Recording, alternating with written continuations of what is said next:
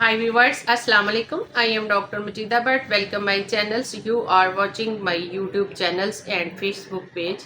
Thank you. आज मैं wards के मौजू पर डिस्कस करने जा रही हूँ क्योंकि इसके बारे में मुझे बहुत ही कमेंट्स में पूछा जा रहा है कि इनके बारे में हमें मेडिसिन मैडम बताई जाए और इसके लिए मैसेज में तो इतना डिटेल के साथ रिप्लाई नहीं दिया जा सकता, तो ये उनके लिए और जो कमेंट्स नहीं भी लिख सके और इस बीमारी में मुब्तला हैं उनके लिए भी ये मेडिसिन है। और ये वार्ड्स जो हैं पेपिलोमा वायरस से ये पैदा होते हैं और ये जेंट्स के रेक्टम में और उनके प्राइवेट ऑर्गन्स के ऊपर बन जाते हैं। और इसके असल जो रीज़न है जो बहुत ही तकलीफ़दा होती है, इसमें वो ये जो वार्ड्स हैं एक से दूसरे में फैल सकते हैं, कन्वर्ट हो सकते हैं, यानी कि अगर मर्द को है तो औरत को भी हो सकते हैं और उसके साथ उसकी जो इन्फेक्शन है मर्द में भी मुब्तला हो जाती है। और ये लाजमी तौर पर जिसको ये वार्ड्स होते हैं ये एक दूसरे शख्स में मुंतकिल होते हैं और ये नहीं हो सकता कि ये जिसमें है उसी में ही रहें। और ये वायरस जो है जो मैंने पहले बता दिया है वो एक बॉडी से दूसरी बॉडी में लाजमी तौर पर सफ़र करता है और जिसकी वजह से मरीज़ की जो ये वार्ड्स हैं वो एक दूसरे में मुंतकिल भी होते हैं और ये फैलते भी हैं। और जब ये इनकी वार्ड्स की ग्रोथ हो जाती है तो ये गोभी के फूल की तरह फूल जाते हैं और इसके मुख्तलिफ किस्म के उभार नुमा बन जाते हैं, फूल की तरह फैले हुए होते हैं। तो इसमें बताया तो ये जाता है कि इसकी तकलीफ़ नहीं होती, लेकिन इसकी तकलीफ़ जो एक्सपेरिमेंटल केस टेकिंग में पेशेंट के बताने पे वैसे भी उन तजर्बात से पता चला है कि इसकी तकलीफ़ नहीं भी होती, लेकिन होती भी है और बहुत ज़्यादा होती है। और इसकी जो तकलीफ़ है फॉर एग्ज़ाम्पल जब ये फैलता है, जब ये वायरस आपकी बॉडी में सरायत करता है तो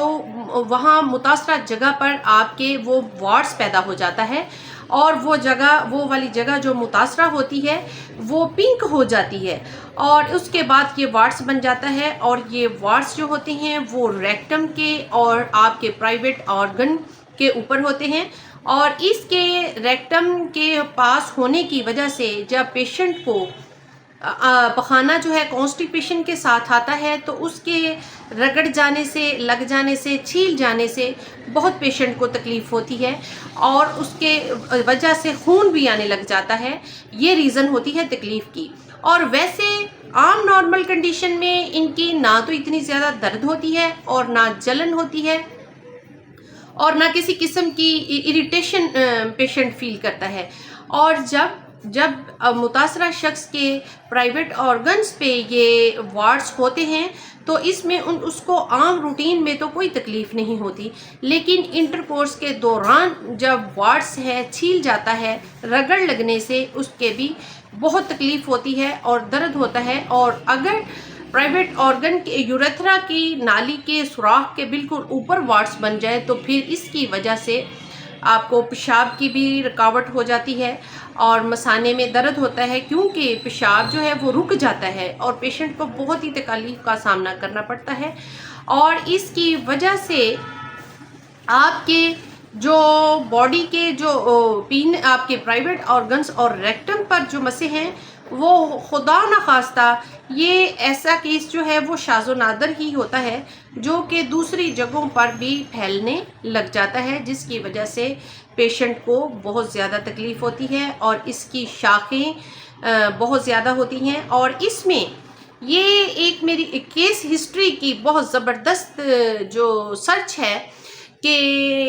इससे मुतासर एक मर्द को ये वार्ड्स थे और मर्द से उसकी बीवी में मुंतकिल हुए और बीवी के विजाइना के अंदर तक इस वार्ड्स की जड़ें चली गईं जो कि रसोलियों की आम डॉक्टर को समझ ही नहीं आ रहा था। तो इस वार्ड्स की जड़ें जो हैं اس خاتون کے یوٹرس کے اندر چلی جانے کی وجہ سے اس کے جو وارڈس ہیں وہ یوٹرس کے اندر وجائنا کے اوپر باہر پوری باڈی پہ پھیل گئے، اور جو وارڈس کی جو جڑیں ہیں وہ پاؤں کے ناخنوں کے، استغفار اللہ معاف کرے، پاؤں کی ناخنوں کی جو جڑیں ہیں اس کی جو نیل جہاں پہ انگوٹھوں کے، پاؤں کے انگوٹھوں کے ختم ہوتے ہیں، اس کی جڑیں باہر تک لٹکی ہوئی تھی، اور یہ اتنی دردناک صورت اختیار کر جاتا ہے۔ شروع میں تو پیشنٹ سمجھتا ہے کہ اس کی کوئی تکلیف نہیں ہوتی اور کوئی مسئلہ نہیں، اور اس میں ایسا بھی ہوتا ہے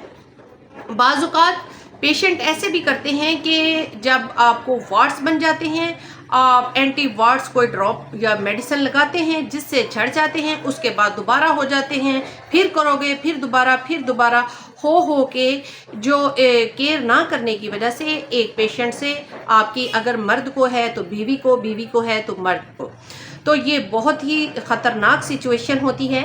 ایلوپیتھی میں تو یہ مرض جو ہے وہ اینٹی وارڈس جو ہے وہ ڈراپس یا وہ قطرے ہوتے ہیں لگانے سے وہ ٹل جاتی ہے، لیکن ہومیوپیتھی ایک ایسی میڈیسن ہے جو کہ سر سے پاؤں تک کی ڈیپینڈ کردہ سمٹمز کی بنا پر جب میڈیسن سلیکشن ہوتی ہے تو جس کی وجہ سے آپ کی جو وارڈس ہے یا اینی تھنگ کوئی بھی ڈیزیز ہے، جب اس کے مطابق میڈیسن سلیکٹ کی جاتی ہے تو وہ بیماری ختم ہونے کے ساتھ ساتھ آپ کی باڈی میں اور بھی جو دیگر چینجز جو ہیں وہ نمودار ہوئی ہیں وہ بھی ختم ہو جاتی ہیں، اس کی وجہ سے، وارڈس کی وجہ سے۔ فار ایگزامپل وارڈس کی وجہ سے جسم میں آپ کے ٹمپریچر ہے، آپ کی باڈی میں پین ہے یا کوئی بھی چیز ہے اس کی وجہ سے، تو اس میڈیسن سے ہی آپ کی ساری جو اور بھی ادر ڈیزیز ہیں وہ بھی ختم ہو جاتی ہیں، اور انشاءاللہ جو میں میڈیسن بتانے جا رہی ہوں وہ زبردست کارگر ثابت ہوگی۔ اور بعض دفعہ تو یہ وارڈس جو ہیں وہ بنتے بنتے چھوٹے بڑے اس سے بڑے، اس سے بریک یعنی کہ کافی 5-6 سٹائل میں اکٹھے ہو جاتے ہیں، جو کہ بہت ہی دردناک صورتحال ہوتی ہے۔ اور آپ میری ویڈیو کو سکپ نہیں کیجیے گا اور اس کو شیئر لازمی کیجیے گا، کیونکہ یہ بہت ہی سوسائٹی میں آج کل دوسرے سے تیسرے چوتھے پانچویں بندے کو یہ بیماری لاحق ہے، اور آپ نے جو میں میڈیسن بتانے جا رہی ہوں آپ نے ویسے ہی استعمال کرنی ہے جس میں یہ سمٹمز پائی جاتی ہیں۔ آپ نے تھوجا 30 یا 200 پوٹینسی کی آپ نے میڈیسن لے لینی ہے، اس کے 10 ڈراپ دن میں 3 مرتبہ استعمال کرنے ہیں، آپ نے 2 ویک تک استعمال کرنا ہے، اپنی کنڈیشن دیکھنی ہے، اور اس کے اگر تو آپ بہت زیادہ بیمار ہیں 3 ماہ تک بھی آپ کر سکتے ہیں، اور آپ کے جو وارڈس ہیں وہ نازک ملائم ہو جائیں گے یا پھر وہ بربرے ہو کے جڑوں سے گرنا شروع ہو جائیں گے، جس کے ساتھ آپ کی باڈی میں دیگر جو تکالیف ہیں وہ بھی ختم ہو جائیں گی۔ انشاءاللہ تعالیٰ آپ صحت یاب ہو جائیں گے۔ اپنی دعاؤں میں یاد رکھیے گا، نیکسٹ ویڈیو تک ویٹ کیجیے گا۔ Thank you so much.